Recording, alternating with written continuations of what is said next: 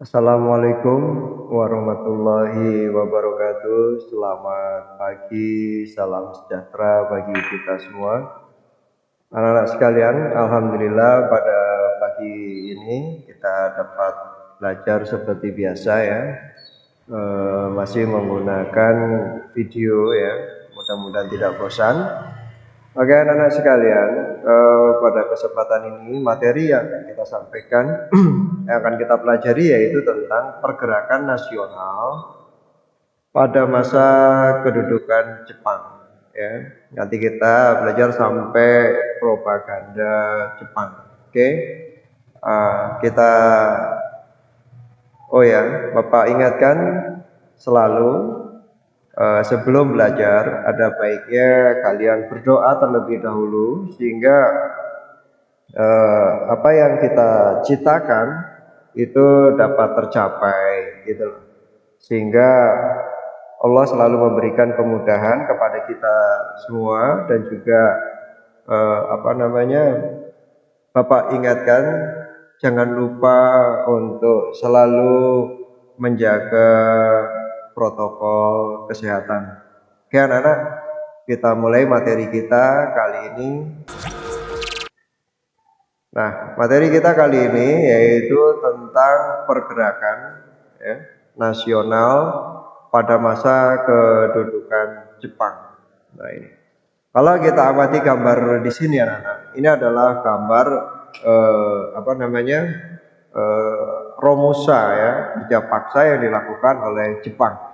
Bangsa kita menghadapi dua kali penjajahan. Yang pertama yaitu oleh bangsa Barat pada waktu itu, tapi banyak juga yang meninggal akibat kerja rodi. Tapi Jepang ini lebih kejam lagi, sehingga bangsa kita lebih menderita pada saat itu, gitu ya. Oke, kita amati lagi. Ini adalah gambar kondisi bangsa kita pada masa kedudukan Jepang. Ini kerja Romusa ya. Ini semua itu akibat sistem kerja paksa yang waktu itu disebut dengan kerja Romusa atau Romusa. Nih, masyarakat dipaksa ya pada waktu itu. Nah, ini lihat sampai kurus kering seperti ini. Ini adalah generasi-generasi muda kita pada waktu itu seperti ini. Sangat memprihatinkan pada masa kedudukan Jepang. Oke, kita lanjut proses penguasaan Indonesia. Jadi Jepang datang ke Indonesia itu pada waktu itu awal tujuan Jepang itu menguasai Indonesia adalah untuk kepentingan ekonomi dan politik siapa? Jepang, gitu loh. Pada waktu itu Jepang sempat berperang ya, menang pada waktu melawan Amerika, yaitu Pearl Harbor, pangkalan militer Amerika, angkatan udara militer itu dihancurkan oleh Jepang pada waktu itu. Nah, pada waktu itu terus perang lawan Amerika, Jepang kehabisan modal, akhirnya dia nyeranglah ke bangsa Asia ya pada waktu itu, gitu loh.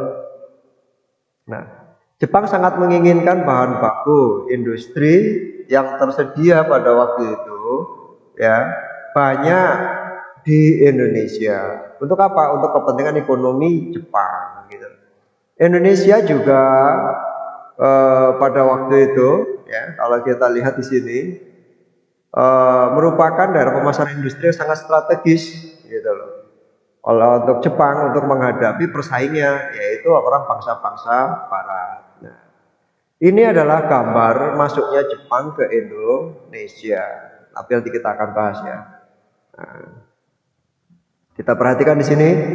Nah, ini adalah peta masuknya Jepang atau serangan Jepang ke Indonesia pada waktu itu. Nih, ya.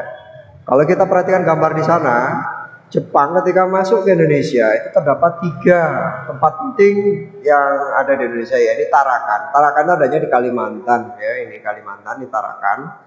Lalu Palembang ini, lalu Jakarta. Kenapa kok Jakarta? Karena Jakarta pada waktu itu adalah pusat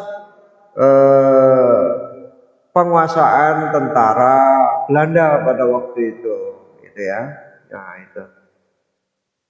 Nah sekarang ada pertanyaan, dapatkah kalian temukan alasan mengapa Jepang memilih menduduki tempat-tempat tersebut? Itu tempat-tempat strategis gitu alasannya ya.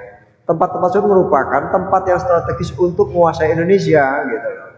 Kalimantan, Sumatera, dan Jawa. Kenapa? Karena penduduknya sudah mulai agak banyak. Selain itu juga dilihat dari lokasinya juga sangat strategis ya, karena ini pulau-pulau besar gitu. Nah, lanjut kita. Nah ini, pada tanggal 8 Desember 1941, Jepang melakukan penyerangan terhadap pangkalan militer Amerika Serikat di Pearl Harbor ya pada waktu itu. Setelah membombardir Pearl Harbor, Jepang masuk ke negara-negara Asia dari berbagai pintu.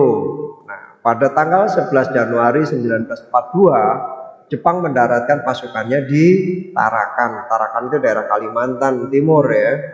Lalu Jepang menduduki kota minyak di daerah Balikpapan pada tanggal 24 Januari. Untuk apa? Menguasai minyak pastinya. Lalu Jepang menduduki kota-kota lainnya yang ada di Kalimantan gitu. Jepang berhasil menguasai Palembang pada tanggal 16 Februari 1942 gitu. Palembang dikuasai ya. Setelah menguasai Palembang, Jepang menyerang Pulau Jawa. Nah, Pulau Jawa merupakan pusat pemerintahan orang-orang Belanda pada waktu itu. Lalu Batavia atau Jakarta sebagai pusat perkembangan Pulau Jawa berhasil dikuasai Jepang pada tanggal 1 Maret 1942 setelah melakukan berbagai pertempuran tentunya. Nah, Belanda akhirnya kalah nih dengan Jepang pada tanggal 8 Maret 1942. Dibuatlah perjanjian di Kalijati. Kalijati itu di mana? Kalijati tepatnya di Subang, daerah Jawa Barat. Nah, surat perjanjian serah terima kedua belah pihak itu ditandatangani oleh Letnan Jenderal Terpurten, Angkatan Perang Belanda, yang diserahkan kepada Letnan Jenderal Imamura, pasukan atau pemimpin pasukan Jepang pada waktu itu. Nah, saat itulah Indonesia jatuh ke tangan Jepang. Nah, bukan hanya itu anak-anak. Jadi Belanda kalah sama Jepang itu selain dengan perang, Jepang juga melakukan propaganda. Apa sih propaganda? Propaganda itu ya semacam apa ya? Semacam PHP gitu ya, harapan-harapan tapi palsu. Nah, propagandanya itu disebut dengan semboyan 3A. Nah, 3A itu apa aja? Yang pertama, Jepang pemimpin Asia, Jepang pelindung Asia, Jepang cahaya Asia. Nah, ini tolong diingat ya. Ini semboyan 3A. Ini merupakan propagandanya orang Jepang. Nah, akibat adanya ini gitu loh. Nah, ini jelas menarik simpati rakyat Indonesia. Akhirnya orang Indonesia membantu Jepang untuk mengusir Belanda yang pada waktu itu sempat menjajah orang Indonesia gitu. Selain itu Jepang juga memberikan janji lagi. Janjinya apa? Memberikan kemudahan pada bangsa Indonesia melakukan ibadah bebas. Waktu Belanda nggak boleh kan, Jepang boleh. Mengibarkan bendera merah putih boleh, berdampingan dengan bendera Jepang. Menggunakan bahasa Indonesia dan menyanyikan lagu Indonesia Raya boleh. Itu berdampingan dengan lagu Jepang, Kimi Gayo. Nah itu, ini propaganda-propaganda Jepang yang dilakukan untuk orang Indonesia. Nah itu anak-anak ya. Kalau kamu materi kita kayaknya cukup sampai di sini anak-anak. Nanti berikutnya kita akan membahas tentang kebijakan militer Jepang. Tapi itu untuk yang akan datang. Untuk sementara ini Bapak cukupkan sampai di sini ya. Oke. Berikutnya adalah tugas yang perlu dikerjakan. Yang pertama yaitu apa alasan kekalahan bangsa Belanda pada waktu berperang melawan Jepang. Nomor 2, apa isi propaganda 3A yang dilakukan oleh Jepang? Lalu yang nomor 3, mengapa Jepang melakukan propaganda? Oke anak-anak, Bapak rasa cukup itu saja.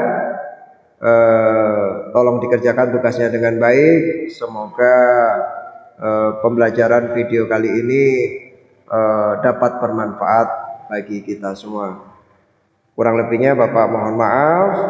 Wassalamualaikum warahmatullahi wabarakatuh.